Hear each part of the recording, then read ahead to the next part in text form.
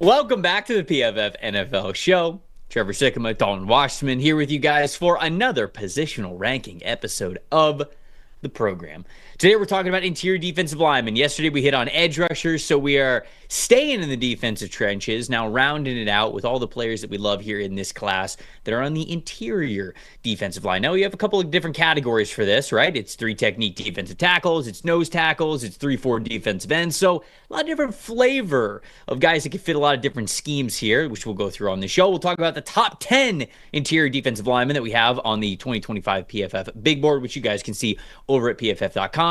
And then we're going to get into some specific team player fits. And of course, we're going to round out the show like we did yesterday with edge rushers, with some of our gems that we have outside of the top 10 in the position, but we still want to talk about because we love them. Dalton, how we doing, my friend? Fantastic. I think, look, we're talking about another talented group here, and like you mentioned, I think that's the fun part is you have so many different types of players here, right, that can fit in different schemes and different teams, right? So I think finding those matches, I think especially for this group, is going to be the fun part. We're going to have fun with it all the way through the draft, and I think especially the first 3 rounds when a lot of these guys could be impact players and have starter potential, I think it's just going to be about finding the right fit for them in the right role.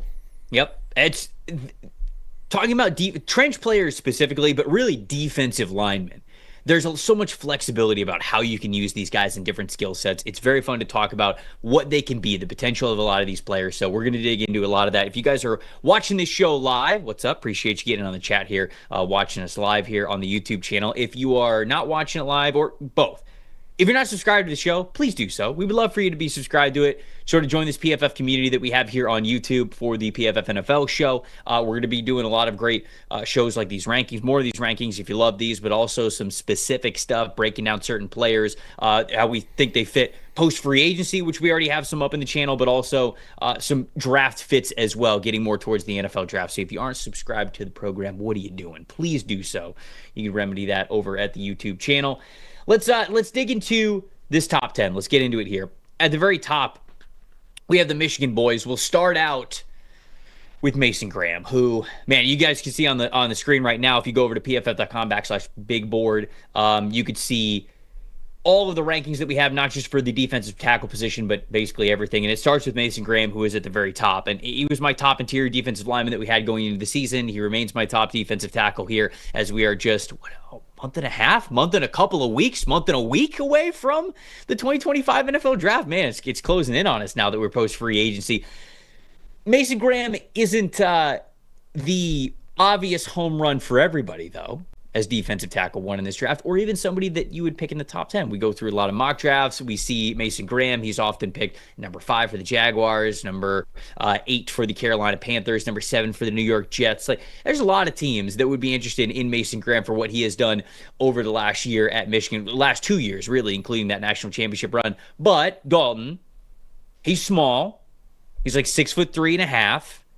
Weighed in at 296 pounds. Now, we've got some, context from people very close to him that say, hey, he was playing more at 310, 315 range, but he lost a little bit of weight so that he could be more athletic at the combine, wasn't able to work out at the combine, so we didn't even get to see the fruits of that strategy there, but weighs in at 296. Michigan had him listed at 320. Very different football player when you're 24 pounds lighter, and we have to talk about what you're doing on the edge, especially when you're a player who also doesn't move with length. Only 32-inch arms, which is a very low percentile for an interior defensive lineman at the NFL level. So, look, Mason Graham's got great grades, elite run defender, pretty good pass rush win percentage, around 13% over the last couple of years. But he's not really built like a defensive tackle in the NFL. So, Dalton, talk to me about Mason Graham. Is he your defensive tackle 1 in this class like he is for me? I'm trusting the tape and what I see out there on him and the high grades. Or what are your concerns about him if you have any? No, he's absolutely defensive tackle number 1 here. I don't think there's actually any question. I know, again, we talked about this with the edge rushers yesterday and Abdul Carter, but I think it's the same dynamic here with Graham, where you have a lot of talented players, and he's clearly the best one. Look, yeah, he's a little bit smaller. The short arms are going to be a question when it comes here and there to shedding blocks when he can't do it with his quickness, and there's times when double teams can get to him as a smaller guy, but I think that's the case for a lot of these guys, especially the 3 techniques that we have working in this draft. Otherwise, look, the quickness, quick hands, quick feet, relentless motor. He shows the occasional power. His feet never stop moving. And you have to love the ability, not only, we think about guys, okay, he's a three technique, and he's got to be in that one spot most of the time. But Graham has an ability to line up all over the formation, anywhere. You can get in the A gaps, you can get in the B gaps, you can line up, head up, and there's even reps where you see him standing up off of the edge and still getting to the quarterback. I think he's just a dynamic athlete. I know, again, a little bit undersized, but you're talking about a guy who's just done everything right at Michigan over the last 3 years. You mentioned it,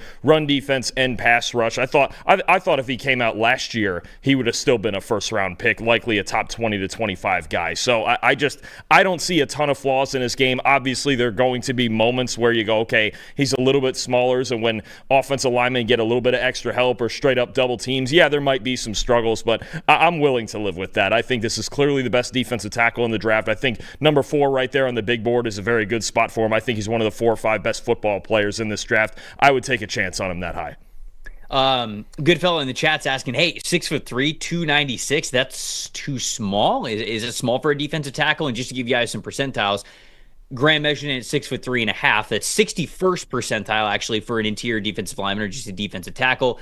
But the weight, 296, like if that was his playing weight, that would just be 26th percentile. And then the arm length, 32-inch arms, that's just 13th percentile. So there are things to consider here. Now, do the measurables take away what we've seen on the football field and the tape? No. That's why I'm trusting that there. That's why he's a top 5 player overall for me in the class. I'm trusting the tape. I'm trusting the grades, all of that. Walt's in the chat saying Mason Graham may be the number 6 overall pick to my lowly Raiders. Max Crosby, Christian Wilkins, Mason Graham, and Malcolm Kuntz. Pretty solid defensive line right there. I really like, and that's without even mentioning Tyree Wilson, whatever you get out of Tyree Wilson, hoping that he could continue to move forward in his career after drafting him in the top 10 a couple of years ago. So I think Mason Graham's got plenty of targets within the top 10. I can understand, you have some of those concerns with him when it comes to the physical profile. I think he's a strong football player. I do. There are times when if he's not taking you head on, like if he's not squared you up between the shoulders and a duo block will come his way, he can get moved off the ball. Like I think that especially if you push him from the side, he can really get moved a lot more easily than you would want him to. So I do think that he's sort of that streamlined 3 technique defensive tackle. That's where you're going to want him to be. But that could be so impactful. And I think we've seen that over the last couple of years. To me, he is. He's one of the best football players in this class. I do not think that he should get out of the top 10. And if he makes it, the floor for Mason Graham is number 12 at the Dallas Cowboys, right?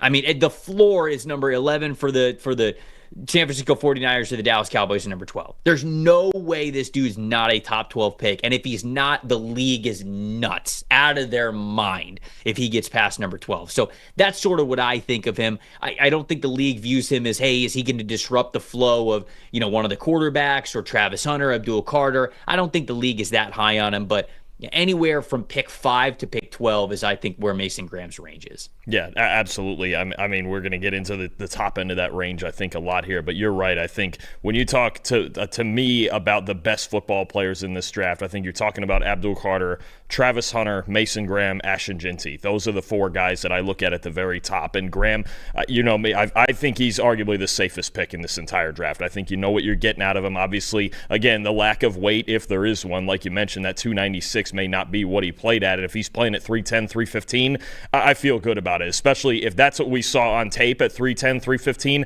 I have no issue with it. Again, in a very talented defensive tackle class, clearly the best player. Trying to look up really quick what his percentile would be if he was, say, right around that 312 mark.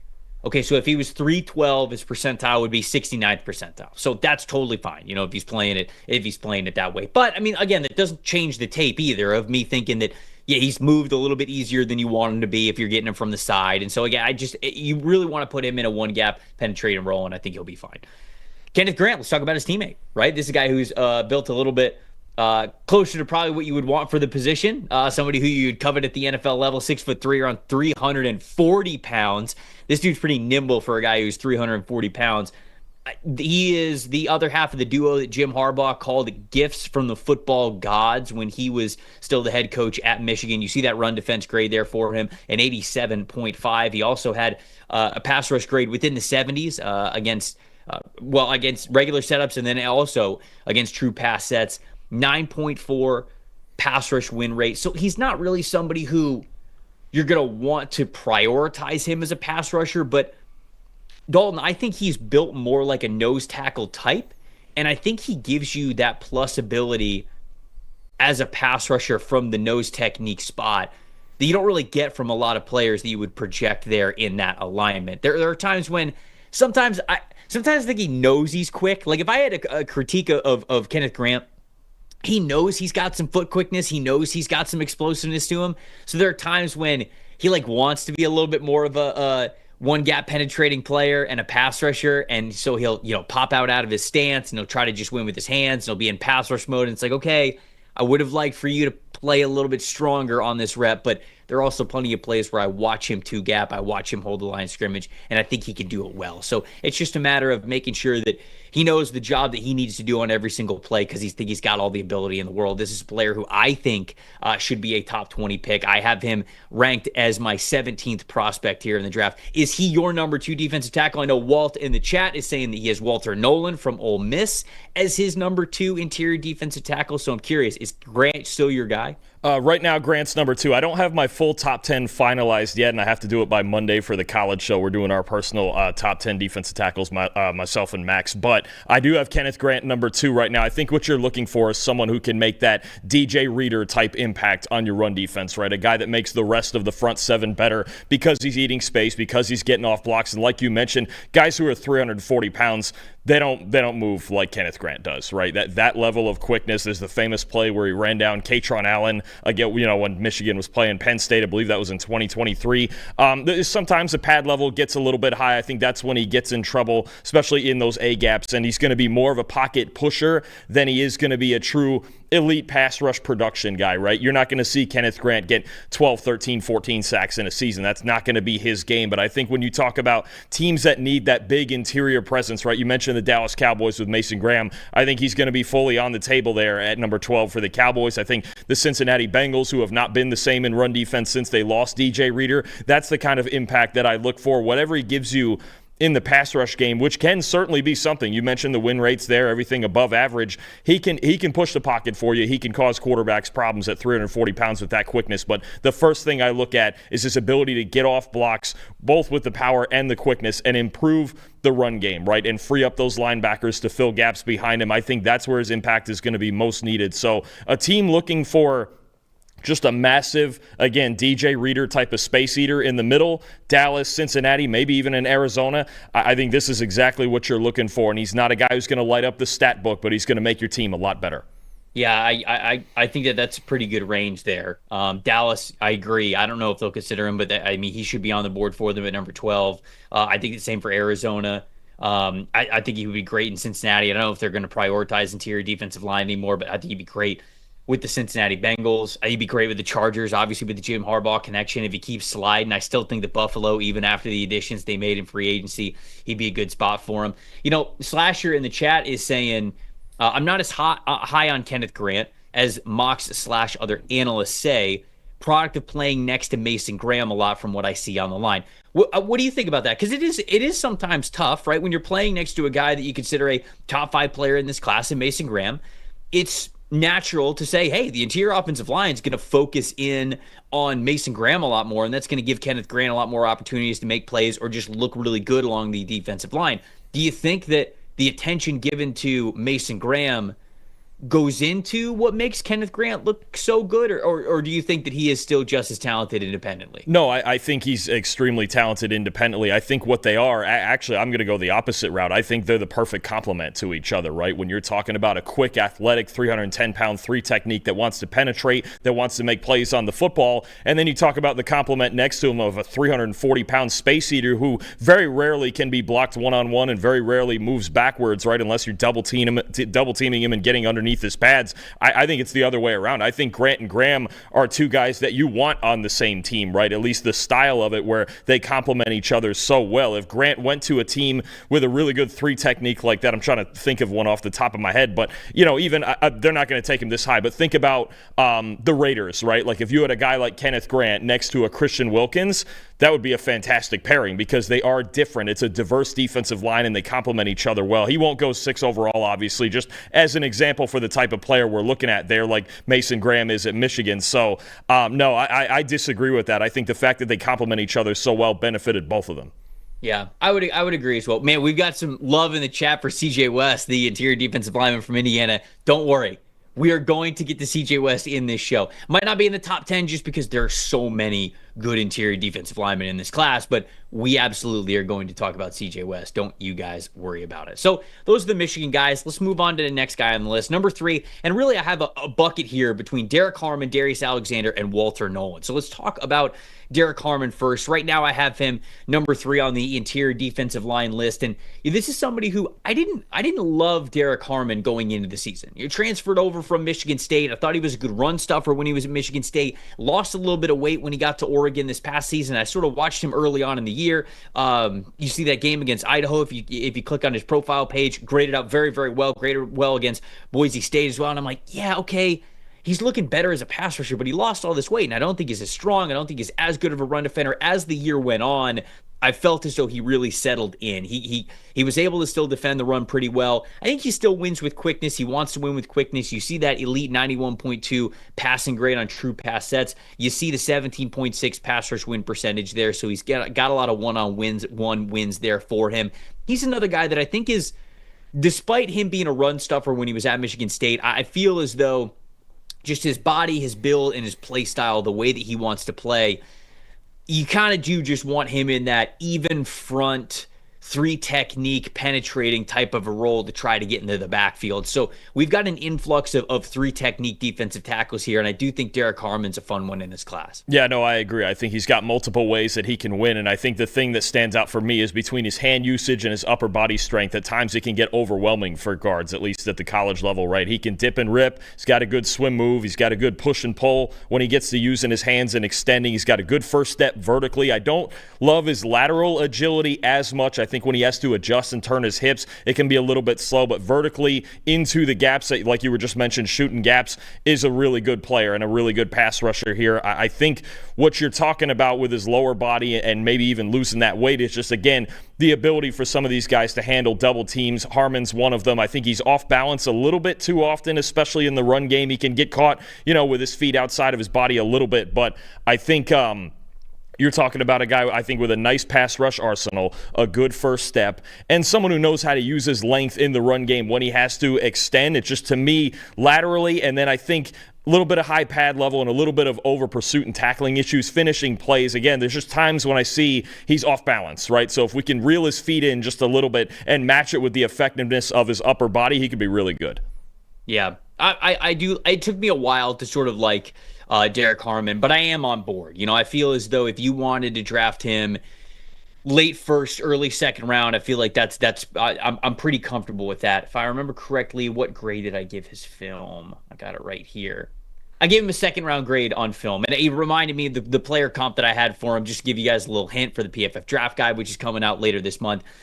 Christian Barmore is where I got with Derek Harmon. Now, I think Barmore was a little bit more of a complete player when he was coming out, and he's developed into that with the New England Patriots. But that similar sort of style where you're winning with a lot of quickness. I feel like he reminds me of Barmore in that way. Darius Alexander right behind him is somebody that I'm also a big fan of. Again, you can really interchange all 3 of these guys in Derek Harmon, Darius Alexander, Walter Nolan, kind of depending on what you want to gravitate towards in those skill sets there. With Darius Alexander, man, an incredible season this past year when he was with Toledo. He had elite grades across the board. He's built like a 3 technique defensive tackle. He's 61st percentile in height, 51st percentile in weight, 76th percentile in hand size, and 78th percentile with those long arms. Now, it's funny.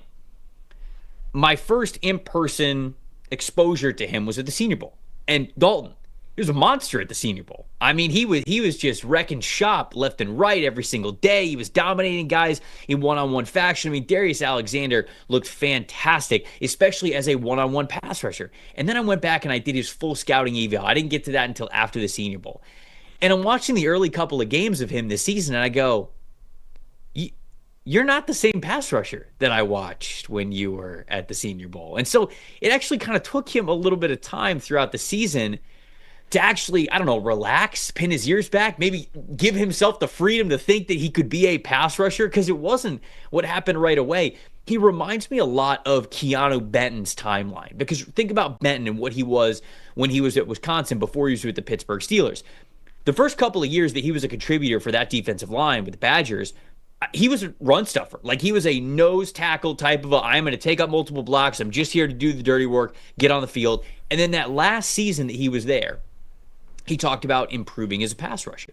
And he's like, okay, well, now I'm starting to get into a little bit better hand usage. Now I'm starting to, get clean into the backfield and shoot these gaps and be a productive member of this pass rush along the defensive line. Then he showcased that at the Senior Bowl more so than he ever had in his tape. And I think now he is a good player for the Steelers, defensive line, next to some really talented dude. There's no doubt about it. But I've kind of feel the same about Darius Alexander. That's the same path that we're going on here. And I really like Keanu Benton, who ended up being a second-round pick. I feel like that's probably going to be the range of Darius Alexander, but I feel as though I'm a little bit higher on him than maybe the league is. I would consider him at the back end of the first round, but this is another guy who I gave a second-round grade to on tape, who I think he'd be a really good pro. Yeah, I think you mentioned he's definitely. I think he's going in the second round. It feels like there's other guys like Nolan and Harmon with more momentum to go in round one. But no, I think you're talking about a guy who's twitchy off the ball. He's got quick hands. I think the swim move is his favorite move. I would say solid speed to power as well. That's what it is for me. Is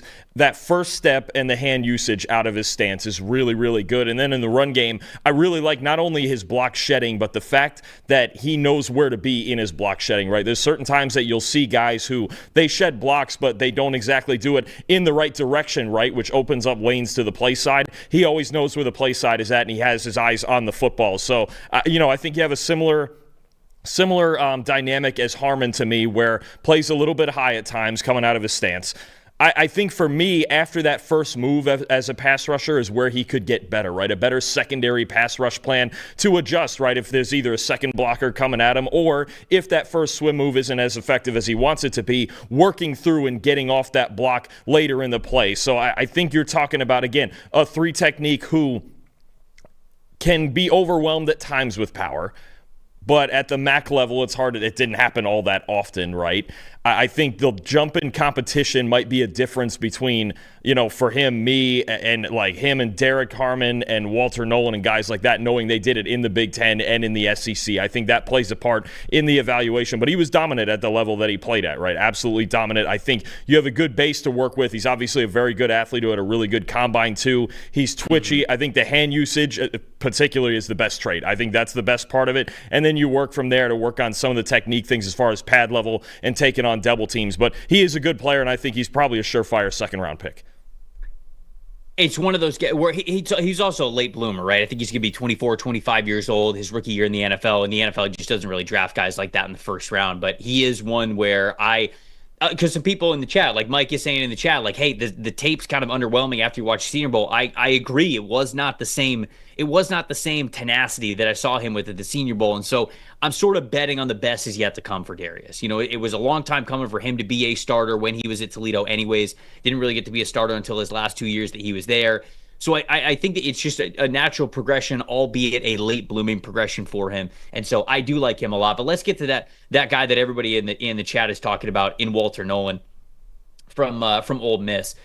I mean, Nolan, former number one overall recruit in the country, somebody who, I mean, is as strong as an ox upper body, man. I mean, he's 6'3", 305 pounds. I mean, he can just throw dudes out of the clay. You talk about stack and shed ability. You talk about being able to hold the line against in run defense, and you're not going to be worried about him getting overpowered at the NFL level. I am definitely not worried about that at all whatsoever. If I'm taking, a Darius Alexander, a Derek Harmon, and a Walter Nolan, and I need somebody to go up against a guard and a center and hold the line of scrimmage in a run defense rep, I'm picking this guy, right? I mean, like, that's the dude that I am picking. So if you want to feel good about having a high floor as a run defender, Walter Nolan's your guy. When it comes to the pass rush profile, it's getting better. I love the motor that he plays with. I think he's got violent, quick hands, but he doesn't exactly know what he's doing with them yet. That pass rush plan isn't quite there for him. I think a lot of people can look at situations like that and say, well, when he develops a pass rush plan at the NFL, when he does this, it's not always a guarantee. Even with a guy jumping from the SEC to the NFL, that you're going to be able to just become this proficient pass rusher. So when I look at Walter Nolan, I sort of have to look at him as sort of like, this is what I'm going to get. Anything on top is just icing on the cake. And that's sort of where I'm going to draft this player, because I saw improvement this past year, which I love, especially from run defense. But again, I'm not one to just bet that the pass rushing is just going to get leaps and bounds better. But he is a younger player, and so that certainly could be something to take into account, because he is just a true junior going to the NFL. So if you're somebody who loves to bet on potential, it's hard to find a guy with more potential than Walter Nolan. I think he is going to be drafted higher than both Derek Harmon and Darius Alexander, but I have them all right in that tier, because it kind of depends on exactly what you're looking for. I mean, I got Harmon ranked 22 on my big board. I have Alexander 23. And then I've got Walter Nolan at 25. They are all right there in that same bucket. What do you think about Walter Nolan?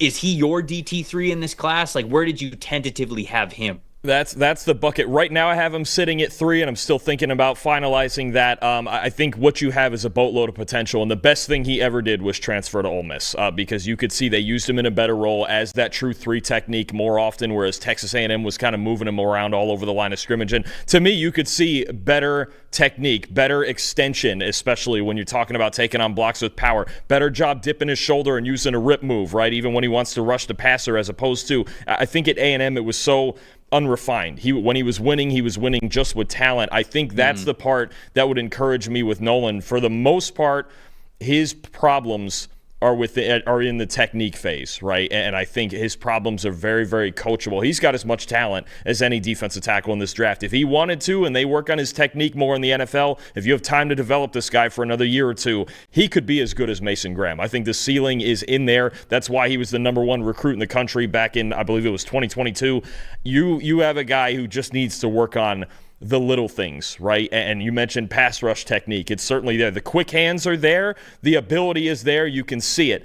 He just has to put it all together, right? He started to at Ole Miss. I think he's a similar type of player, maybe even with more power that Mason Graham can be. He's just behind on the technique curve. So, again, I think if you're taking Walter Nolan ahead of these other guys, you're certainly making a ceiling. I think you're making a ceiling pick. I think you're absolutely right. You will get a floor of a very good run defender, especially with what he showed at Ole Miss and all the technique he's learned at A&M and Ole Miss in the run game. But I think his problems are teachable, and I think if you believe you can unlock that number 1 recruit talent, the 5-star talent, and the guy, I mean, he's still, I don't even think he's 21 years old yet. I don't believe he's young. He's young. That's why, like, if you like betting on guys that are early breakout age type of players, if that's who you gravitate towards, then obviously you're going to love Walter Nolan. You're going to give him that boost. That alone might put him higher on the board for most teams than Darius Alexander. The fact that Alexander's going to be 24, 25, totally. And Nolan's only going to be 21. Again, I think he's just behind the technique curve a little bit. It just felt like he wasn't taught enough or taught properly at Texas A&M when he was there. And this past year at Ole Miss,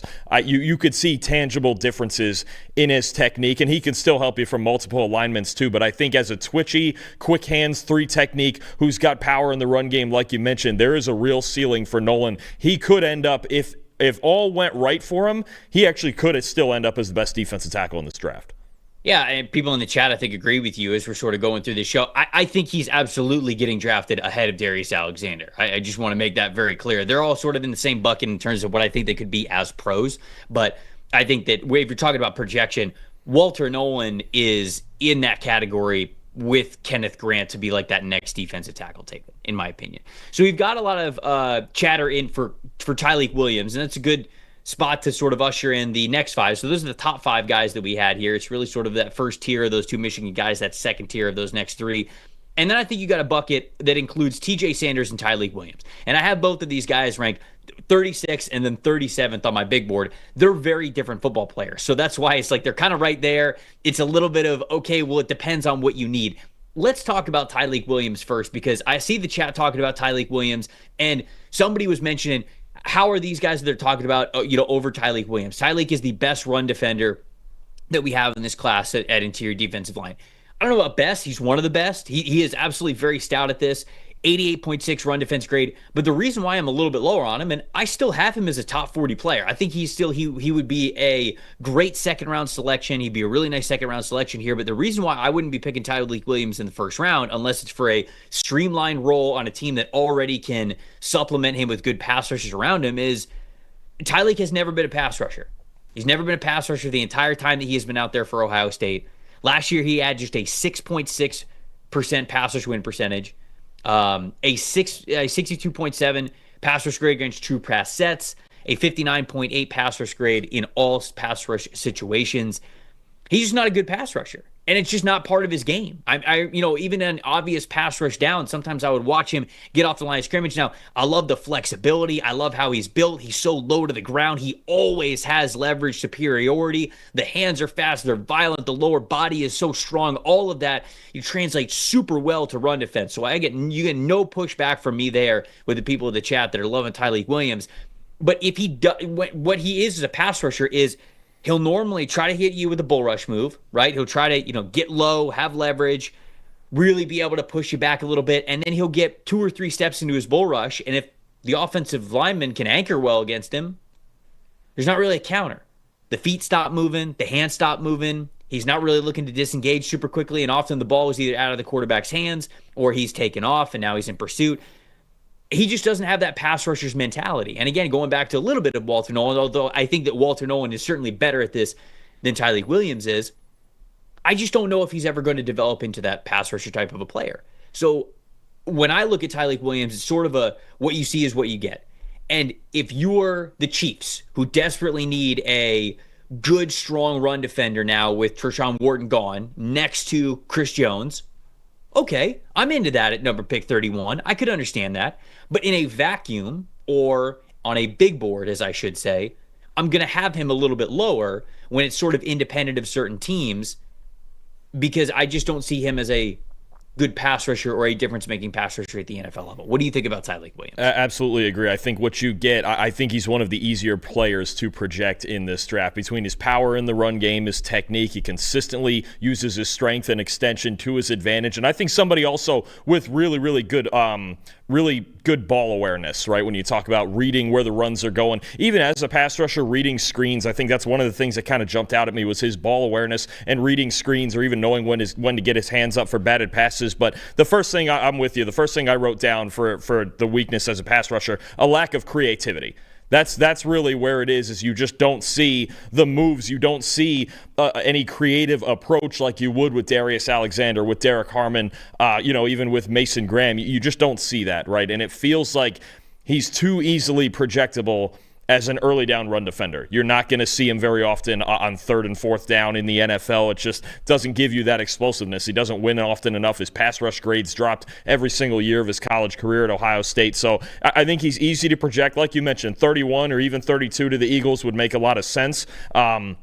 More likely goes in the second round, but you mentioned it. If you want to improve your run defense, you're going to draft Tyleik Williams. I think it's that simple. I think there's a lot of teams that could use him. I think he could play the 3 on early downs. I think he could play the 1 technique a lot. I think in an even front that needs a run defender, I even think about a team like the Las Vegas Raiders. I think he'd fit right in there alongside Christian Wilkins, Max Crosby, Malcolm Koonce, like you mentioned earlier. It's another fit for him. That would work in the second round. I think the Chicago Bears would make some sense in their defense. I think Dallas, if they didn't go D tackle in the first round, they could take him in the second round. You have a lot of teams like that could use a guy like Tyleik Williams. Just don't expect a whole lot on third and fourth down in those obvious pass rush situations.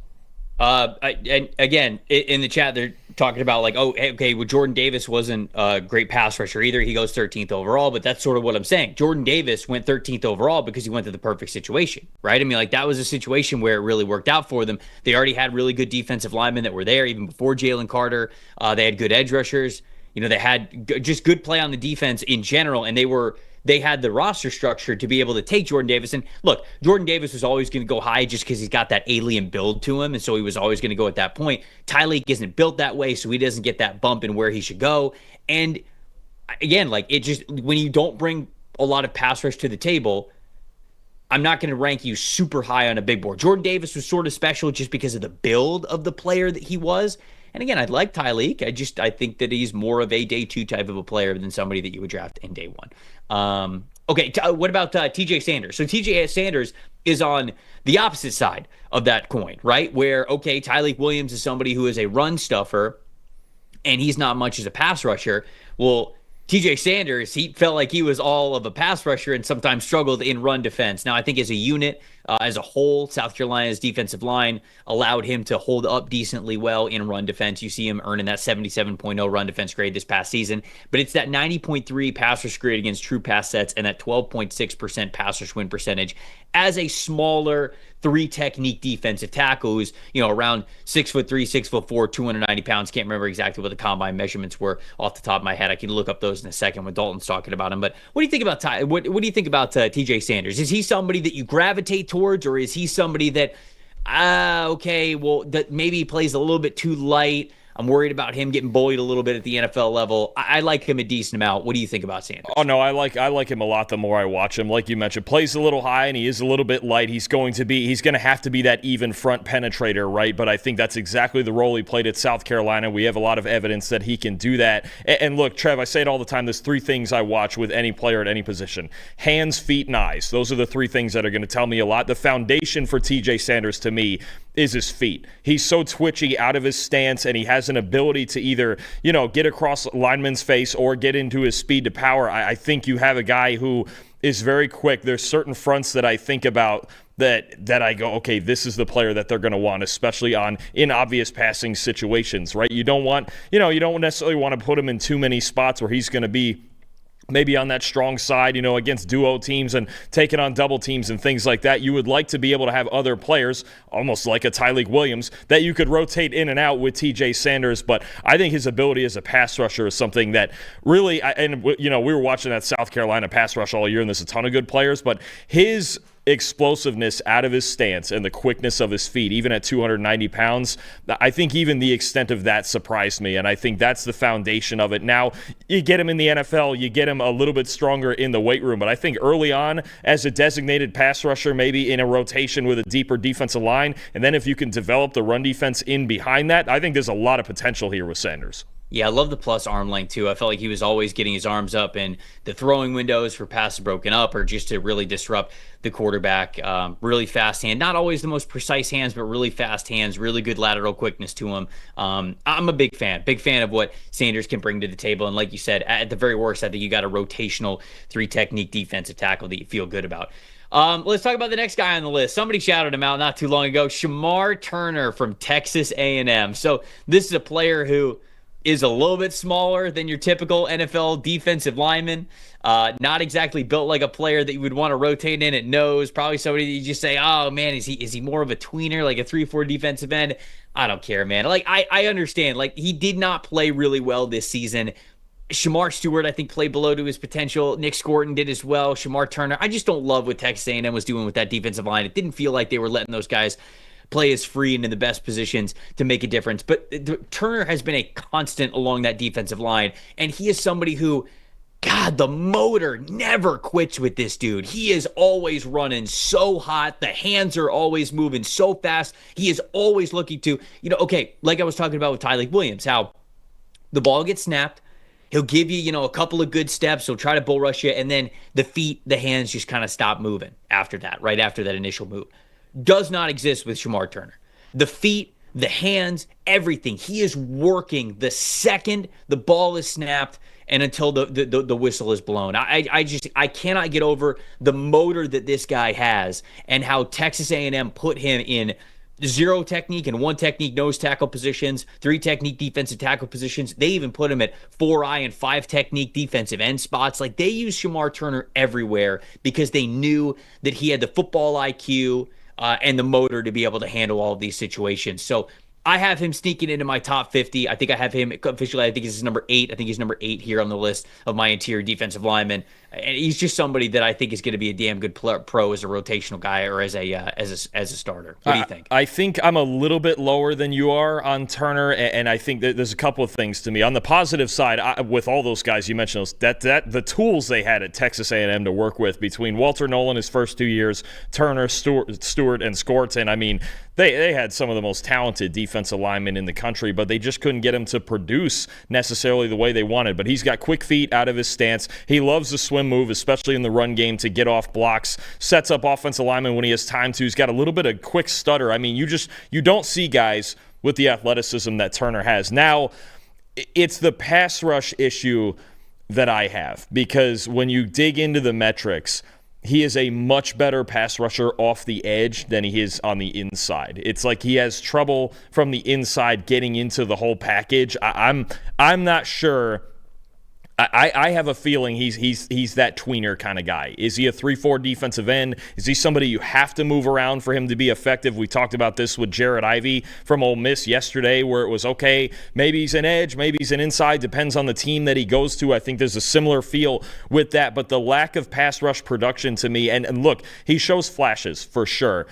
It's Turner's one. I don't actually know if he's a defensive tackle or if you have to take a few pounds off of him and make him an edge player, make him a powerful edge player who, again, has quicker feet than most guys standing at 300 pounds. I think the other thing, too, here and there can get caught off balance. He's off his feet a little too often for me, but I think I'm unsure on Shemar Turner right now, because the production, especially this year, was not great, and there's a heavy split between his pass rush production as an edge player, which is pretty good, and on the interior, which is not great. I'm in between. He's going to give you pop. He's going to give you tools. He's going to give you power in the run game. I don't know how much he gives you as a pass rusher. Man, so I would push back on that, and this is actually a good question, because somebody in the chat, Fantasy Plumber, was asking, how's Turner so high with such poor PFF grades? PFF board doesn't add up sometimes. It's because I'm projecting him a little bit differently. And when you click on Shemar Turner, you look at the last 2 years. Well, look at a year ago in 2023. 76.6 overall PFF grade. Like, that's pretty solid. That's a pretty solid season grade that you had there in 2023. 2024, 59.4. So he did not grade well this past year. We'll scroll down a little bit and you can see the snaps by alignment. And this is what you get when you're looking at the PFF big board. You get a lot of context here. In 2023, look at the places where he aligned the most. Over tackle and outside the tackle. So this was somebody who was, okay, more as an edge rush type of a player. I think that you could even kick him in, allow him to be like a 4-I-3 technique guy, but I do think he's a tweener. He was more successful when he was anywhere from a 3 technique all the way to a 5 technique defensive end. That's where I think his home kind of is, but I do still think that he could gain some weight and play 3 technique defensive tackle. But then this past year, you see he was in the A gap and he was in the B gap a lot more than he was the previous season. So maybe he does end up being a little bit more of an edge rusher because the grades sort of lend itself to that. But the reason why I'm higher on him is just because I love the football player. I love the mental makeup. I love the relentlessness that he plays with, the speed of his hands. And it's like, okay, A&M kind of tried him in these 2 different positions over the last couple of years. Something works for him. And it was a little bit more towards that, okay, he's an edge rusher type of a player. Maybe it is, hey, let's get him to lose a little bit of weight. Let's have him play 270. That could be the case. But right now, he's listed as that interior defensive lineman, and he just has the profile, he has the game, he has the mentality of a player that I want. So that is to answer your question.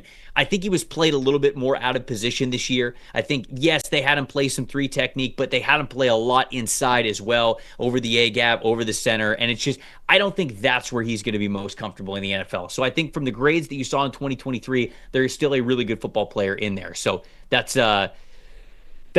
what I think about. That's what I think about Shemar Turner. Alfred Collins is next. Gordon, our content director, is in the chat, and he wants me to talk more about Alfred Collins.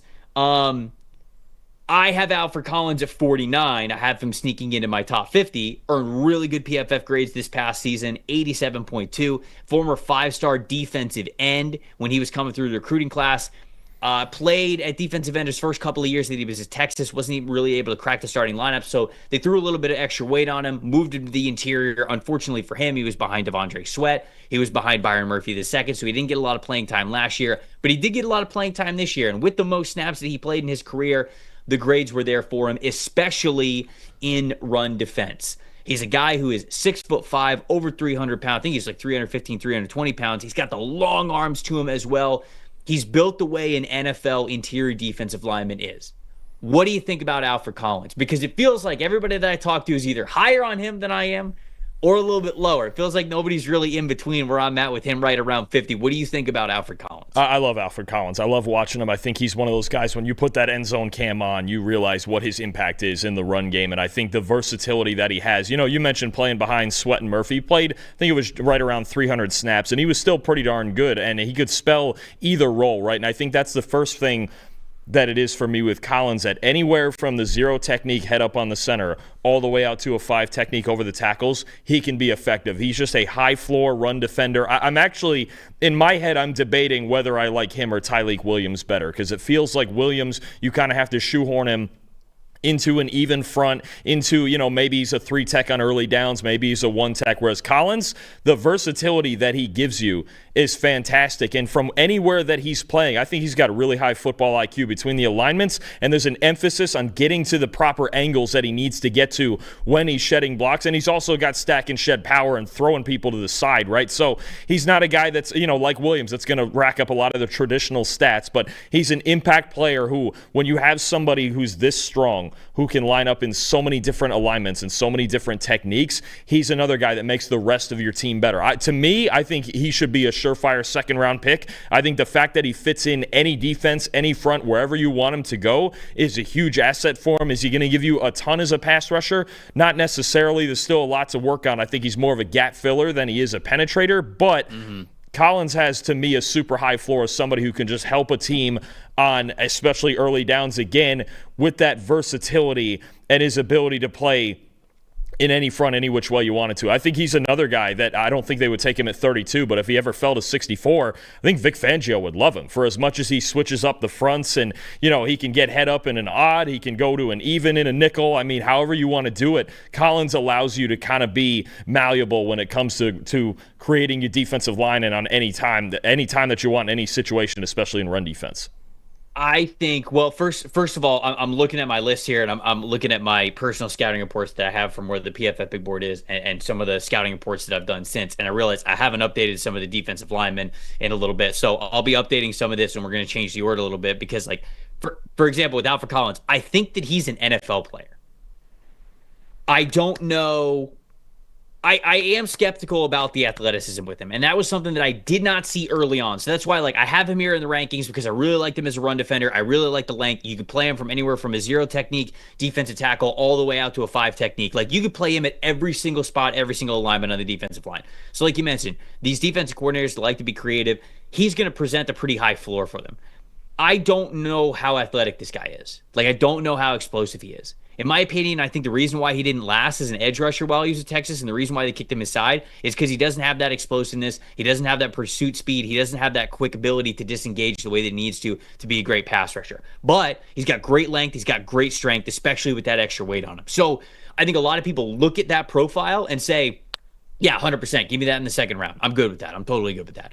I think I'm going to move him down a little bit after this because I'm just looking at my rankings that I have, and actually I have CJ West graded ahead of him when it comes to film grade because I did CJ West's final scouting eval. So I think I would actually have CJ West ahead of Alfred Collins because I think he's a little bit more of a difference maker on the interior. So just sort of shouting that out. I like the length from him. I like the run defense, but I do have questions about his athleticism for how much of an individual difference maker he would be. Does that make sense? Yeah, no, absolutely. I think you're talking more about a versatile early down guy. He's almost the definition of do your job, right? Bill Belichick would say it all the time, where it's just he's quiet. You won't notice him in the box score, right? I don't think he would rack up a ton of tackles or sacks or anything like that, but I think he's just somebody, again, much like Tyleik, much like a couple other guys we've talked about, even Kenneth Grant to an extent, somebody that's going to make the rest of the defense better and allow opportunities for everybody else to make plays. I think it's kind of the hidden impact and why, again,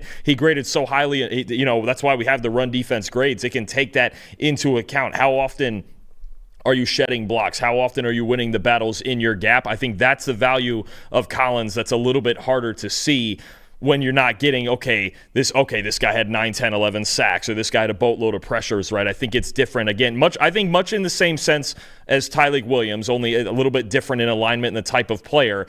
You're talking about, I think, a surefire early down contributor in the league. And that's, again, if there's a team in the second round that wants to improve their run defense immediately, I think Alfred Collins is an option. You know who he reminds me of? Go for it. He is bigger than this player, but that role, that style, that versatility, what Will Golston has been for the Buccaneers. Now, I think that a lot of people would think, Collins can be better than Will Golston, and maybe that's the case, but dude, Will Golston has played 12 years in the league.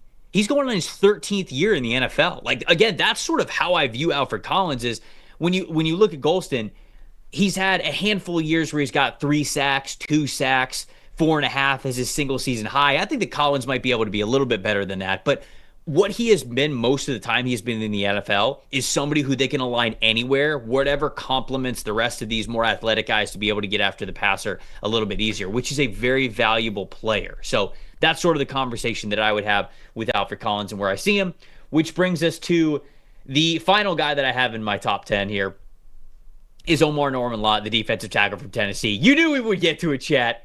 You knew we would get here with Omar Norman-Lott. This is my boy. This is somebody that I am very willing to bet on. Extremely high pass rush win percentage, 18.9%, 88.3 pass rush grade against true pass sets. Now, the weird part about his scouting eval is he played 225 snaps last year, and he played 235 the year before, 187 the year before that. He just doesn't have a lot of playing time. It's almost like, I think that Mason Graham had like 500 snaps or something. So he had like more than double what Omar Norman-Lott did. And it's not that Omar Norman-Lott was bad. It's not that he wasn't a starter. It's just sort of how Tennessee did things. They had a very deep defensive line, and they were rotating these guys in and out, keeping them fresh constantly. So even though Omar Norman-Lott has really high efficiency scores, it's high efficiency scores with low total volume. So you have to take that into account as well. But Dalton, a little bit shorter in the arms, a little bit shorter in height, a little bit lighter in weight, but damn, this dude's twitchy. Man of the hands fast. Holy cow, can he get up into your chest, stack and shed you so quickly, get into the backfield, and be a difference-making player there. I love, in a good defensive tackle class, Omar Norman-Lott still stands out very clearly to me when it comes to twitch, explosiveness, a little bit of flexibility and bend as well, the hand speed, the hand strength. So much of what you want as a 3-technique pass rusher is there for Omar Norman-Lott. So this is a guy that I would absolutely bet on day 2. Yeah, this is a weird one because you do, like you mentioned, you get those high rates and high percentages as a pass rusher, but in his career, 5 years in college, he's played less than 1,000 snaps of game action, which is very odd. And even as a run defender, only roughly I think it's exactly 400 run defense snaps in 5 years in college. It's very strange how you have a guy of this talent level who just, you mentioned it, didn't play a whole lot, but quick hands, quick feet, excellent burst out of his stance, right? So if you're talking about just almost watching his highlight reel, you are going to see the flashes of his athleticism, of the power in his hands. I think sometimes he's still got to work on, especially in the zone run game, kind of getting to the proper angle, and it looks like sometimes he predetermines how he wants to attack in the run game. That can work as a pass rusher when you're the aggressor moving forward, but in run defense, you're taking a gamble when you're doing that. To me, I think the biggest issue is sample size and how he can hold up for an entire game, if he can hold up for an entire game, right? I just mentioned it. Less than 1,000 snaps in his career. Trevor, he has not played 30 snaps in a game since week 3 of 2023. I mean, it's just, it's somebody that, and I know, again, Tennessee had a deep defensive line, James Pierce Jr., Josh Josephs, we'll talk about next year, Norman-Lott. There was 8 or 9 guys that they rotated on this D-line, but at a certain point, unless it's just stubbornness from the coaching staff, if he's that much better than most of the other guys, well, shouldn't he play more than he did? Shouldn't he play more than 225 over 12, 13 games? I mean, you're playing less than 20 snaps a game. So what is the deal there? I think I'm in between. I think early in the league, I would have him as kind of a late down designated pass rusher. And we continue to get reps and we continue to work the technique, especially in the run game. I don't think he's a 3-down player right now. And I think the other problem is, even if you look at this year, his grades are significantly higher in the first half of games than the second half. So at this point, somebody in the chat pointed this out. Like, are you worried about conditioning now with him? And yeah, I think so. I don't think you can draft Omar Norman-Lott and be like, hey, you're going to be our full-time 3-technique defensive tackle. He hasn't been for the last 3 years, despite being really productive over the last 2. So I agree with you completely on that analysis. Yeah, I think, look, again, the highlights and what he can give you on his really good reps are as good as a lot of guys in this class. I think especially that burst out of his stance, that there's not a lot of other guys that have that, right? It's just a matter of, can he do that over and over and over? Or is it more like the defensive tackle version of a sprinter where it's going to be, okay, you've got a 100-meter in you, you've got these 15 to 20 snaps in you, but I don't have an 800, I don't have a 1600 where it's like I'm going to get this, like those freaks like Chris Jones, can do it for 65, 70 snaps a game, which is crazy. And I think if you're talking about taking guys in the second round, you're still looking at least for starters, right? Like even say taking Alfred Collins, who doesn't have near the pass rush ability of a guy like Norman Lott, but I know he's going to be durable. I know he's going to be out there doing his job every single snap. Norman Lott gives you flashes, right? So Do you want to use him in a role that gives you flashes? Is he actually more of a designated pass rusher, somebody you use on late downs to give you that jolt inside? Because again, the rates and the ability are there. It's just a matter of how much can he give you. I think it's a fair assessment. I do. Even for a player that I really love, there are questions that are there, but I certainly cannot quit him. And I think that even if he is just a rotational pass rush, we often talk about like designated pass rushers for edge rushers. If he is just a designated pass rusher type of a player for you, a 3-technique defensive tackle, for as good as he was this past season, I think that absolutely holds a lot of value. So let's put these guys in specific spots. Let's talk about them for specific teams before we get to some late round gems along the interior defensive line. I already see some people in the chat shouting out some guys who are those late round players, which we will address and we will get to. But before we get to that, to all the parents out there, what's your child's success look like for you, okay? Is it them just having a comfortable living, being in a house that they love, working a job that they love? Maybe it's traveling the world a lot more. Whatever it is, you can help them achieve that. Whatever their dreams are, both big and small, with an account from Fabric by Gerber Life. Fabric by Gerber Life was designed by parents for parents to make it easy to plan for and manage your family's financial path. With the kids investment account, that's what this account is, from Fabric, you can start investing in your child's future today. Kids can't invest while they're minors, but this kids investment account allows you to invest on their behalf, gives their investments so much more time to grow. The whole thing is online, very easy to set up an account, could take you as little as 5 minutes, and then you just manage the whole thing right from your phone. The funds can be used for basically anything. When they're kids, it's music classes, it's sporting events, it's tuition, it's tutors, things like that. And then when they're a little bit older, maybe it is helping them travel a little bit more, buy that first house, buy that first car, start that business, whatever it is. Starts with just $20 on your end. There's no contribution limits to it. Tax advantages, funds are SIPC insured up to $500,000 plus no commission fees on it, just that low, flat monthly maintenance fee. Join the thousands of parents who trust Fabric to help protect their family. Start investing in your child's future today at meetfabric.com/PFFNFL. That's meetfabric.com/PFFNFL. MEET, fabric.com/PFFNFL. Portfolios are managed by Fort Washington Investment Advisors Incorporated. Additional services provided by Apex Clearing Corporation. All investing is subject to risk. Learn more at meetfabric.com. All right, Dalton, I'll kick us off here. First, prospect team fit, because we already kind of talked about this one a little bit, so I just sort of, not to like get it out of the way, but I'll just repeat it here. Tyleik Williams, if there's a place that Tyleik Williams is going to go in the first round, it's the Kansas City Chiefs. Or even if it's somewhere in the second round, the Chiefs have the ability to, they say like, all right, well, we got to take an offensive tackle at the back end of the first round.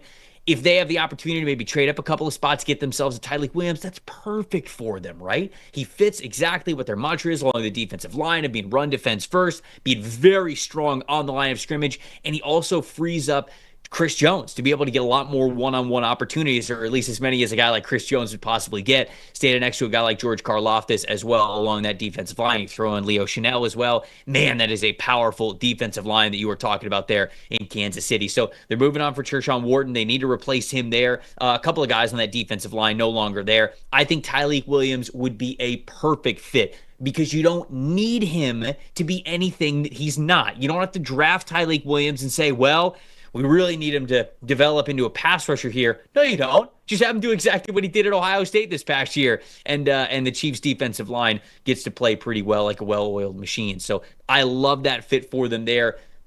Back end of the first round is really where I could see Tyleik's range starting, but I would love it if they could go offensive tackle somehow in the first round and then maybe even trade up somewhere to be able to get Tyleik. And if you can come away with a potential starting offensive tackle and Tyleik Williams, that'd be a good 1-2 draft there for the Kansas City Chiefs. What do you think about that one? And then we can go on to whoever you want to talk about first with a good team prospect pairing fit. It's a great call. I think an early down run stopper like that is somebody who'd really help them. And I like that you mentioned Leo Chanel, because when they drafted him, it was at linebacker, but it was with the same idea of, I believe Chanel, when he was drafted, was the highest graded run defense linebacker in the country his last year at Wisconsin.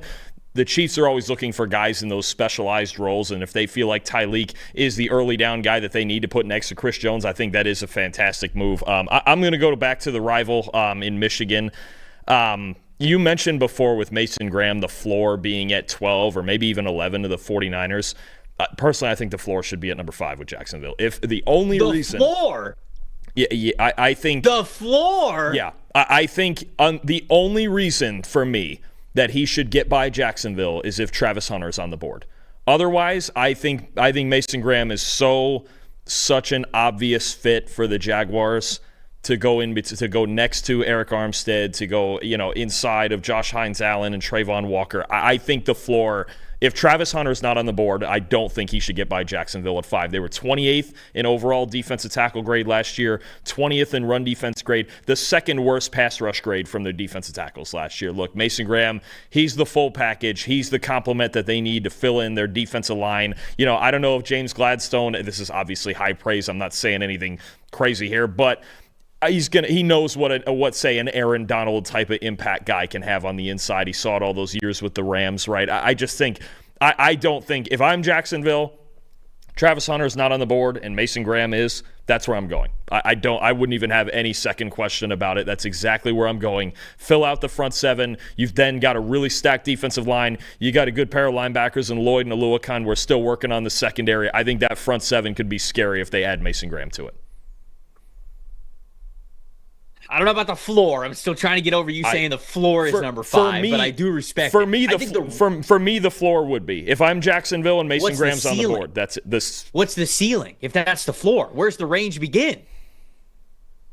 Cleveland at 2? They won't do it, but I would actually consider him at 2 for Cleveland. Why not? They need an inside guy like that too. Actually, I would think about it. The Giants have interior defensive line needs. They won't do this. They will not do this. No, but Dexter Lawrence and Mason Graham would be. The Giants, I've told you this. I'm putting money. I would put money on it. They're taking a quarterback. I don't know how you can't. This is America. That's true. I certainly could do that. But no, I think.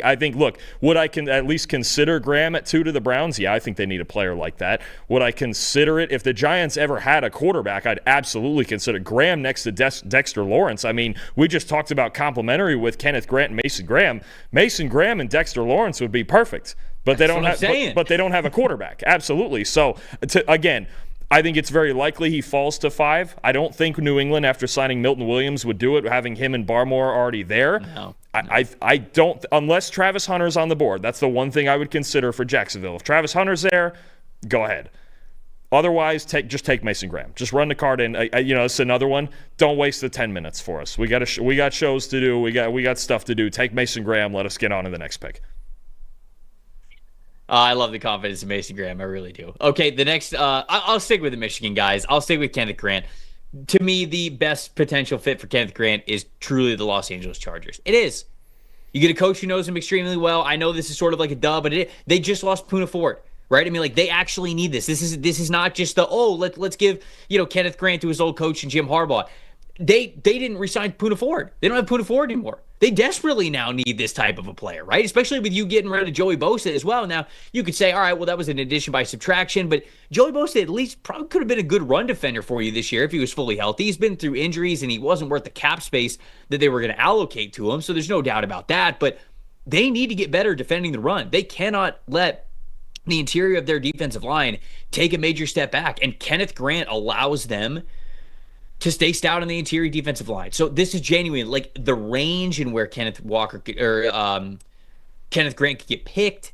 Somebody said Kenneth Walker in the chat earlier, messing them up, and now I'm messed up. The range in which he could get picked, but also the scheme, I think, is absolutely perfect. It's Jesse Minter as well, the defensive coordinator that was with Jim Harbaugh when they were both at Michigan. They know this player so well. They recruited this player to get to Michigan, and they implemented him in the starting lineup very early in his career. So to me, him taking his first step in the pros, Los Angeles Chargers uniform in this scheme, perfect. It really is perfect. I've talked about a couple of different spots for him as well, not just the Chargers, but there are a handful of other spots that I think could make a lot of sense for him. I think that Cincinnati can make a ton of sense. I think the Arizona Cardinals could make a lot of sense. Potentially Atlanta, although they'll probably let some of their young guys develop there and sort of see what they've got. But Buffalo is where I feel like Kenneth Grant's floor is at pick number 30, but that's the range for him. I still believe that perfect spot is for the Los Angeles Chargers. Back with his old head coach, you mentioned it, gift from the football gods, right? I think Jim Harbaugh, well, he already loves him. He already knows what he can do at Michigan, right? So I think Harbaugh would love to have him, and I think, as you mentioned,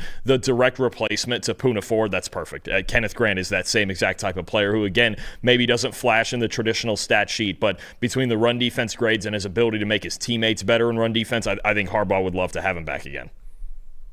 All right, who's next for you? So I know the Minnesota Vikings are a prime trade down candidate at 24 with only 4 draft picks, but if they stay, I think I would highly consider, Kenneth Grant would be an option if he was there, but I would highly consider a run defense leaning defensive tackle. They signed Jonathan Allen, who's had one of the lowest run defense grades in the league in each of the past 2 years. Javon Hargrave has struggled in run defense for the past several years. I think this is a spot where Walter Nolan would fit in as an early down complement to those two guys, because to me, I don't want Hargrave and Allen on the field at the same time unless it's an obvious passing situation. They're still lacking in run defense, and I know Brian Flores is not going to want to get run between the tackles on him in that defense. He wants to get in those obvious passing situations, stop the run on early downs, get into all the blitz packages on late downs. I think Walter Nolan, for what he is right now, improves the Vikings' run defense right now. Then you're talking about, okay, you can hold him out of some of those obvious passing situations because we're still trying to win games here. You can have Hargrave and Allen out there, and then you could develop him rotationally in that way, and you can give him time to become that two-way player that you need him to learn under Allen, learn under Hargrave, learn how to rush the passer, right? I think Walter Nolan in Minnesota, if they stay at 24, would be a fantastic pick because to me, they don't have an elite run-stopping defensive tackle now. They have 2 great veteran pass rushers. They have a really good group that can rush the passer, and they're very versatile, and obviously Flores can get into the blitzes, but early down run defense is so big for Brian Flores when he wants to get into all the complicated stuff. I think Nolan would help him a lot there in that role, playing alongside Allen and Hargrave on early downs. It'd make for a nasty defensive line, I think, with the veterans that they have, and then getting Walter Nolan in there. I will be honest, I think the biggest roadblock for this actually happening is the Vikings believing that Walter Nolan is not only worth the 24th overall pick, but worth them trading down instead. Because I think they will have plenty of teams looking to trade either back into the first round or maybe up from the back end of the first round, where we've talked about this so many times before. Right now, the Vikings have 4 picks in this draft. They have 24, and they don't pick again until 97. They would love to get more picks if they can. I'm sure they are already sort of laying the groundwork for that to be possible. So, honestly, the biggest roadblock isn't anything against the strategy that you're putting. I love what you are saying, but after spending a lot of money on Javon Hargrave and John Allen, would they say to themselves, we have to take Walter Nolan over trading down and getting other draft assets? That's honestly the biggest roadblock, because other than that, I love the fit. I really do. I agree. I think if they're looking to trade down, the spots to me that they're building depth are defensive tackle, interior offensive line still to build some depth behind it, right? I think somebody behind Aaron Jones, I think they're a team that could dip into this running back class and find someone to complement Aaron Jones. And then I think its safety is somewhere else. But those are all things that you could find on day 2. So I get it.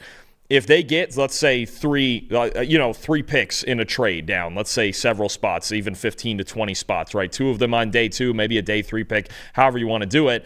I think those are spots where they can add on day 2 and day 3 with the depth of those positions in this draft. But if they were to stay, and I think you mentioned it, that's the biggest impediment to this happening is just them staying at the 24th overall pick. But it takes 2 to tango, and they still have to find that trade and find who's going to be desperate enough for somebody to move up several spots. Yeah. The last guy that I want to bring to the table is Omar Norman-Lott, and sort of finding the correct home for him here. I have the Dallas Cowboys because I think about Matt Eberflus being the defensive coordinator there now, and how much a really good difference-making 3-technique defensive tackle matters to his scheme. And so I think that Omar Norman-Lott would be good in Dallas because I think that would be a good fit there. But just from the Eberflus standpoint, but I wonder if I'm backpedaling a little bit on this one, because the more I thought about it, the more it's like, man, they need a run-stuffing defensive tackle. As much as I think that Eberflus really needs a 3-technique guy. Maybe they'll be interested in a little bit later. You know what team I would actually love for them to draft Omar Norman-Lott? Go on. Is the Pittsburgh Steelers. I don't know how it happens, but I would love it. You have Cam Hayward there. You already have Keanu Benton there. And now you get to throw in Omar Norman-Lott, and he just gets to rotate in with those two beasts. That would be sick. Now, they don't have that second-round pick. I don't know where Omar Norman-Lott is going to end up going in this draft just because the lack of volume, the lack of snaps really goes into how you view him as a prospect. Does he slip to the third round? Can the Steelers potentially get him around pick number 83 where they pick in the third round? I don't know. But in terms of where I would love to see him, actually on that Steelers defensive line, I think he could be nasty behind Keanu Benton and Cam Hayward. So I originally had the Cowboys on my list here as a potential pairing with Omar Norman-Lott, but the more I thought about it, the more I'm like, no, they probably draft more of a run-stuffing defensive tackle, even though Eberflus wants that pass-rushing 3 technique. But the Steelers are a team that I think could really prioritize a player like that. No, yeah, and I think when you're talking about the depth of the Steelers' defensive line and trying to use, let's say you're going to keep Norman-Lott in that rotational role. Well, I don't know if a team, like you mentioned, even though he's talented, is going to take clearly a guy who was a rotational player at Tennessee and very well could be in the NFL. I don't know if they're going to take him in the second, but the fact that the Steelers do that naturally anyway with all the depth that they have, okay, fine, you work in 20 to 25 snaps a game, give us what you give us, and get on out, right? I think you don't have to pressure him on early downs to play in there because you've got Cam Hayward, you've got Keanu Benton. That is a team that if he were, you're right, if he were to fall to the third round and be added into that rotation, that does make a lot of sense. I'm with you on that. Last guy, who you got before we get to some gems here? Last guy for me, I've been looking at just kind of teams that need, I'm looking at TJ Sanders and just teams that need a jolt, right? Teams that use a 4-man front and they need a jolt in their pass rush. And then I was thinking about in the second round, maybe the Las Vegas Raiders. Right? I think, it's just maybe, I don't know if he'll help them enough on early downs. They still have a lot to fix in this defense, especially on the back end, but their defensive tackles were 26th in pass rush grade this past season, and the leader of that group was Christian Wilkins, who graded at a 67. They need that jolt on the interior, right? We talk so much about Max Crosby off the edge or getting Malcolm Kuntz back off the edge this year, but they need somebody to give them that internal pocket push, right, that can really disturb, right? Patrick Mahomes and Justin Herbert and Bo Nix in their own division. If you don't have a legitimate pass rush inside and outside in this division, you're not going to get very far because those are 3 really darn good quarterbacks, as we know. So I think TJ Sanders would fit in the Raiders' defense, would fit in that penetrating 4-man front. I think he could complement Christian Wilkins in the pass rush game pretty well. I think Wilkins could even move into the one technique in passing situations, and you've got then a really, really nice pass rush unit. Crosby, Wilkins, Kuntz, and Sanders. I think that would be a dangerous 4-man rush for Pete Carroll to work with. That would go into what Walt was talking about earlier in the chat on the show, saying, hey, what about Mason Graham at number 6? Obviously, if you're not drafting Mason Graham at number 6, getting a guy like TJ Sanders, a.k.a. Bull Rush McIntyre, for those that listen to NFLSC, I think that could be a lot of fun. Got a $10 super chat from Salense. Shout out to Salense for all the super chats he's given us. Omar Norman-Lott has some nutty pass rush statistics. Brett Coleman looked into it, said he has a pass rush productivity rate of 12.9, which is insane. At a bare minimum, he's getting another contract just for that alone. And honestly, I don't disagree with you, right? Because if you can get after the passer, the NFL teams will keep you around. They will absolutely keep you around. Obviously, like run stuffing, being a good run defender raises your floor, but there are a handful of guys that can be good run stuffers that can come in and out of the league. When you can get after the passer the way that Omar Norman-Lott has, especially the way that he did this past season, that's the stuff that doesn't come around very often. So it makes me think that even with the low total volume that he had this year when it came to total snaps, it's hard for me to think that he would get to the third round. Certainly beyond the third round. Like he is a day 2 lock no matter what. I just don't know where he's going between early second round and late third round. I truly don't know. I think the NFL is going to kind of be all over the place with how they view his current career. Okay, so let's get to some gems. So you guys in the chat, you've already shouted out some of the players that were late around gems. Some of you guys shouted out Josh Farmer. Some of you guys shouted out Deion Walker from Kentucky. We got some shout outs for Junior Tafuna, the defensive lineman from Utah.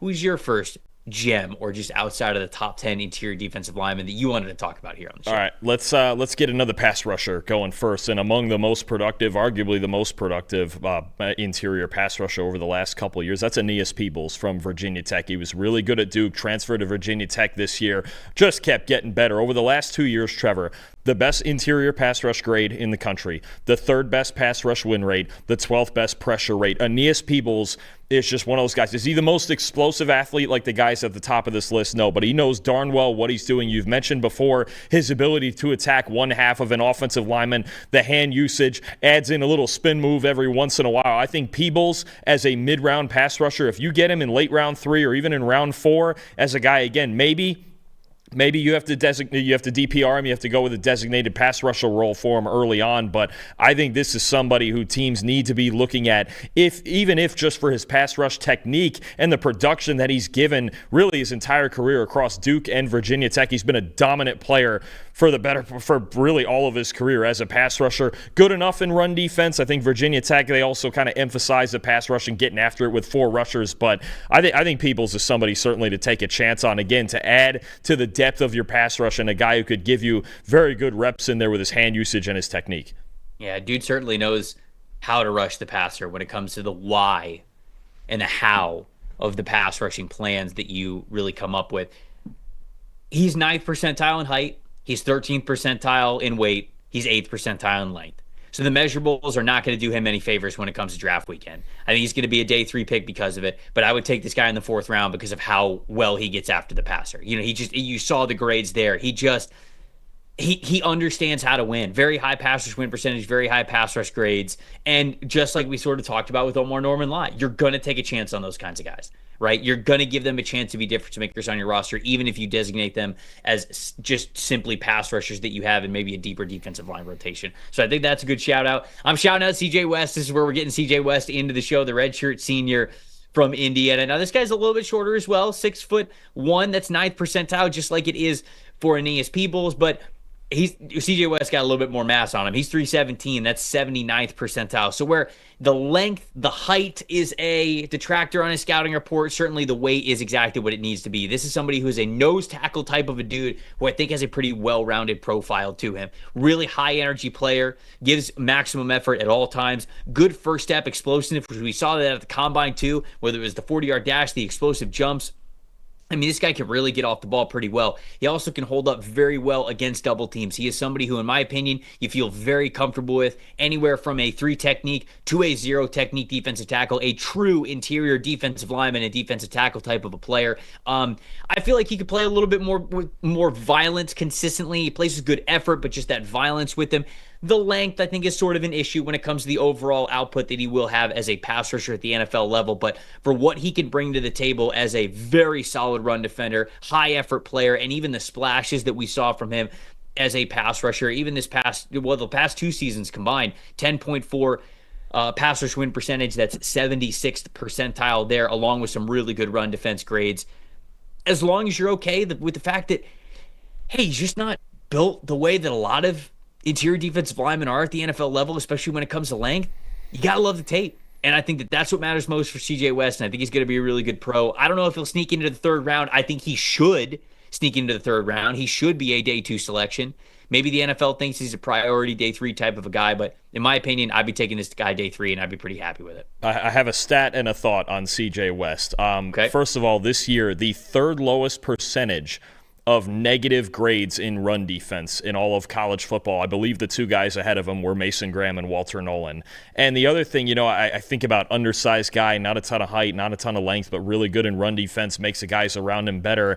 And, you mentioned the Chargers before. And if they don't go defensive tackle early, another guy with that exact same description is Poona Ford. And I think you have a guy 100%. maybe who you don't have as, you're not going to take West in the 1st round, but if you're going to directly replace Poona Ford with a similar player as opposed to somebody like Kenneth Grant, CJ West is pretty much it. And again, not a guy who's going to give you a ton of pass rush. Even Ford last year, good pass rush grades, 25 pressures and 3 sacks, I believe. West would probably give you about that for a full season, but he's a guy, I was talking to somebody about this a few weeks ago, or even maybe it was in preparation for when they played Notre Dame, and Indiana was one of the best teams at fitting the run as a team.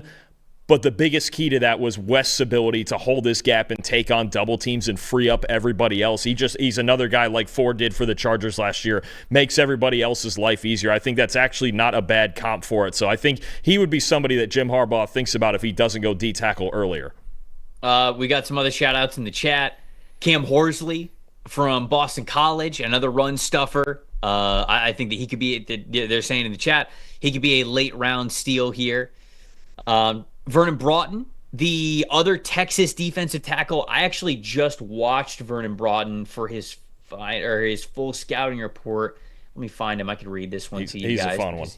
He wasn't one of your choices, was he? No. I have two others, but I know Max is somebody too that likes Broughton a lot. And you talk about the compliment that he played to Alfred Collins as the pass rusher. Between the two of them, Broughton's a fun player. He is. Yeah, so I actually categorize Broughton as a 3-4 defensive end because 6'5", 89th percentile, 3'10", 65th percentile, 35-inch arms, 94th percentile. So length is just a huge benefit to like what he does and how he approaches defensive line play. He's got pretty solid numbers, but a lot like Alfred Collins, he just didn't have the opportunity to be a starter up until this past season. So length is the big plus for him. I don't know. So here's my bottom line scouting report for him, which you guys can see in the draft guide. You can see all this kind of stuff, and you can see it on the PFF big board actually. Broughton's hand placement needs more technique and needs more discipline to be an effective one-on-one winner in the league. Even in his current state, his length and strength give him good versatility as a two-gapping defensive lineman with a preferred home as a 3-4 defensive end. I kind of see him and Collins pretty similar. Like, I feel like these are guys that should be like third-round pick type of players, really versatile on your defensive line. I don't know how much of pass rush juice you're really going to get out of them at the NFL level, but you're going to feel good about them being on your roster and then being able to do a lot of different things for you. So that's my thoughts on Vernon Broughton. But okay, who else do you have? Who else do you want to bring to the table? All right, so my next one, I got a couple of fun stats for the next one. Trev, I found out the only defensive tackle in the country with at least an 80 run defense grade in each of the last 3 seasons is Jamari Caldwell from Oregon. 2 of those, the first 2 years of those 3 were at Houston. This one was at Oregon, and you just see a consistently excellent run defender, even for a guy his size. His ability to play multiple roles along a defensive line, particularly at Houston, where they used him all over the place. Even there's reps off the edge at Houston, and he's not again another guy. I think if you're looking for run-stopping defensive tackles, this is your draft, right? Pay attention, Cincinnati Bengals or teams, Dallas Cowboys, teams like that, right? But I think Caldwell, a little bit shorter, but look, he's a better athlete than he's given credit for at his weight. And I think something that was interesting to me, you're going to think about him obviously as a nose tackle, right? But his 2 years at Houston, he hardly did that at all. They were moving him all over the place. This year, for the season, an 81.2 run defense grade, but when he was lined up this year as a nose tackle, 167 snaps, an 87.3 run defense grade. As the complement to Derek Harmon as the athletic 3 technique, Jamari Caldwell was excellent in the role that he played. Again, freeing up linebackers, freeing up Derek Harmon to penetrate gaps and do what he does. I think he's another one, much like you just talked about with CJ West. You can plug him in the A-gaps. He's going to be really solid for you. He's going to be a brick wall in there, and I think the athleticism even with him is a little bit underrated. Caldwell's another one, going to be a really good run defender in the league. Yeah, we got some love for him in the chat as well as one of these gems that we were going to bring up. And so he's somebody that I know my co-host, the NFL Stock Exchange show, Connor Rogers, really loves him as well. So he could bring a lot. I think he's got a handful of really good plays. He really does. He's got that quick feet for a nose tag, a lot like Kenneth Grant. He's sort of like Kenneth Grant light in this class. Like if you gravitate towards that quick feet, the quick lower body mechanics that you have as a nose tackle type, Jamari Caldwell is probably the next guy that you're going to love because he brings the ability to do a lot of that stuff too. He's got some good pursuit speed as well when he's coming from the backside and he's trying to go get ball carries before they reach the line of scrimmage. So he is a good shout out, and I'm glad you gave him a shout out here as a potential late round gem because I do think that he's going to be a day 3 selection, but somebody that could definitely play a big time role for these teams. Riley Mills from Notre Dame is the next guy that I want to talk about here. Now, some people might say, well, hold on, is he an edge? I classify him as a 3-4 defensive end. That is an interior defensive line position for me. And so this is another dude who brings a lot of really good length to the position. I feel like over the last couple of seasons, 6'5", 295 pounds, so he's a little bit lighter. He's built closer to what you would expect from that 3-4 defensive end. I don't know how much of a prolific pass rusher this guy's going to be, although he had a handful of really nice reps when he was given those one-on-one opportunities, especially with those long arms. But he plays naturally high. He's got to be more balanced, and he's got to be able to hold the point of attack a little bit more. He's just a little bit lighter for an interior player. That's why I think he's more of that 3-4 defensive end or 4-3 defensive end. Maybe kick him out even a little bit further and try to have him play on the edge. Reminds me a little bit of Logan Hall. Now, Logan Hall went in the first round of the Tampa Bay Buccaneers. Should not have. I mean, he shouldn't have on draft night, and then it didn't play out to have that kind of value now getting towards the end of his rookie contract. But he sort of reminds me of that sort of a player, anywhere from a 4-eye to a 5 technique type of a defensive end, whether you want to call it a 3-4 interior alignment or more of an edge alignment to him. But I think he's got good strength, and he just brings a lot of versatility to sort of that defensive end position, whether you want it to be more on the interior or on the edge. So he's somebody that I think can bring a lot of versatility to a defensive line. So I got Riley Mills from Notre Dame. Agreed, the versatility. And when I've watched Notre Dame the last couple of years, I've always thought of him on their D-line as kind of that lunch pail guy, right? Just a guy who can come in and work hard and fill any role that he needs to give them, right? So I do think he can be a part of a defensive line rotation. You mentioned it, got to be stronger in run defense, so if you're going to do that, right? He's obviously a better pass rusher than he is a run defender, but I think a guy his size in the role that he could play got to hold up at the point of attack a little bit better. I do like Riley Mills. We'll see how he comes back off the injury that he had at the end of this past season too, but he's a guy who can work his way into an NFL defensive line rotation for sure. Last gem that you're bringing to the table. The most I had to save the best one for last. I just love talking about this guy. Trevor, if you thought we were getting through this whole show without me mentioning JJ Pegues, you were wrong.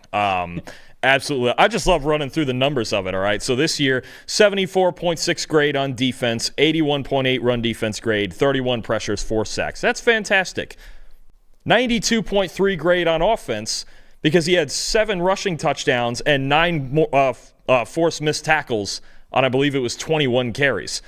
He's just fun. I mean, obviously, he's a really good run defender. He's a way better athlete than you'd give him credit for, I believe, at 325 pounds. Started to develop the pass rush game a little bit, and then just the fun part that he gives you on offense is he was a Wildcat quarterback at Ole Miss, right? This guy is just somebody who reminds me, Max thinks about, he was telling me, he's like, oh, I might as well just comp him to Scott Matlock now, right? Or I think about a guy like Colin Saunders, who's done a similar fullback / D tackle role for the Saints as well.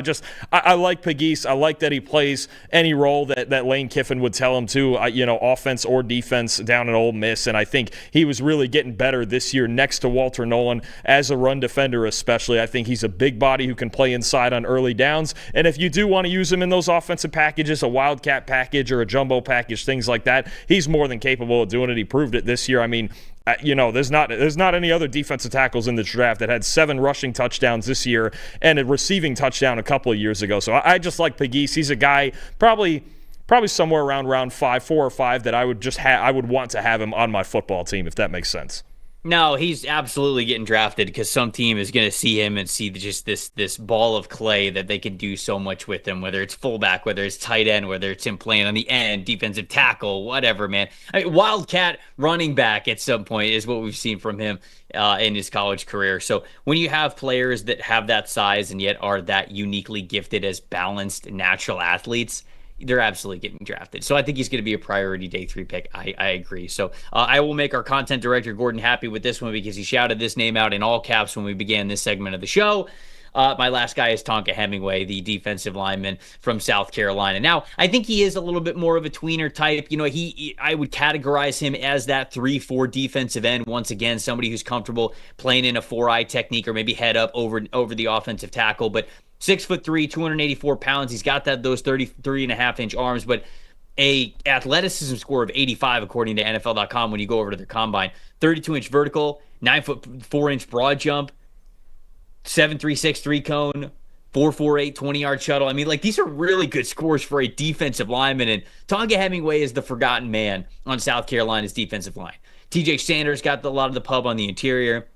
You had Kyle Kennard, who was Defensive Player of the Year, Edge Rusher of the Year. Can't remember exactly which award it was that he won, but had a really productive season this year. Dylan Stewart looked like the best freshman pass rusher we've seen in a long, long time. And Tonka Hemingway just kind of got forgotten about. And as you see on the screen there, he's played more than 500 snaps in each of the last 3 seasons. He has been a constant on South Carolina's defensive line and throughout his college career. So was able to play a lot more this past season in a full-time starter role. You see the grades, they're not going to just jump out at you, but players who have this kind of experience, this kind of length, this kind of versatility to you, tweener can sometimes be a negative as much as a positive, but when you have that kind of athleticism that he showcased at the combine, those are the tweener types of players that you actually want to bet on and believe in. So Tonka Hemingway, in my opinion, somewhere around the 5th round, 4th round, something like that. I feel like that's a comfortable range for him to get drafted in. And just because of how well he played and held his own on the best defensive line in the country, in my opinion, should not go unnoticed when we talk about his pro projection. So I got Tonka Hemingway as the last guy. I think you mentioned it. This year shouldn't go unnoticed, and they had a stacked unit, but I want to point out that he was far and away their best pass rusher the prior 2 years before they had broken out as a unit, right? He was really,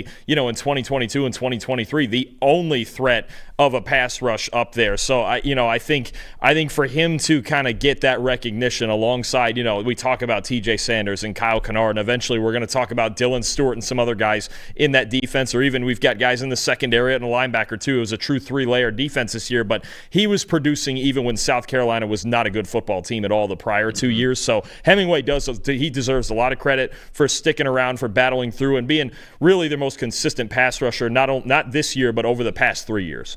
Yeah, and obviously an elite name, right? Which is important. Absolutely. That's a defensive tackle name. He couldn't play any other position. No way. Tonka Hemingway. Perfect. Just unbelievable. Just unbelievable.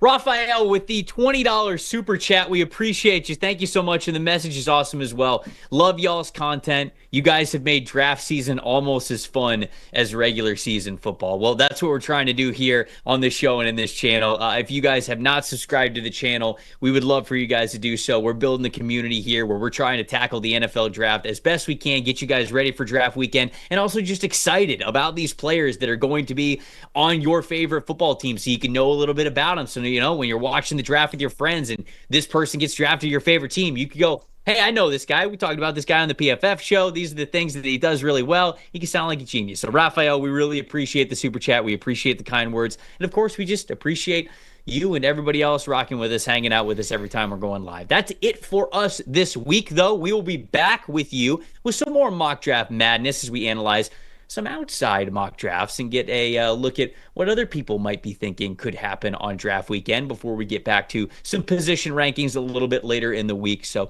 for Dalton Wasserman, I'm Trevor Sikkema saying thank you guys so much for watching and listening to the PFF NFL show. We will see you guys next week.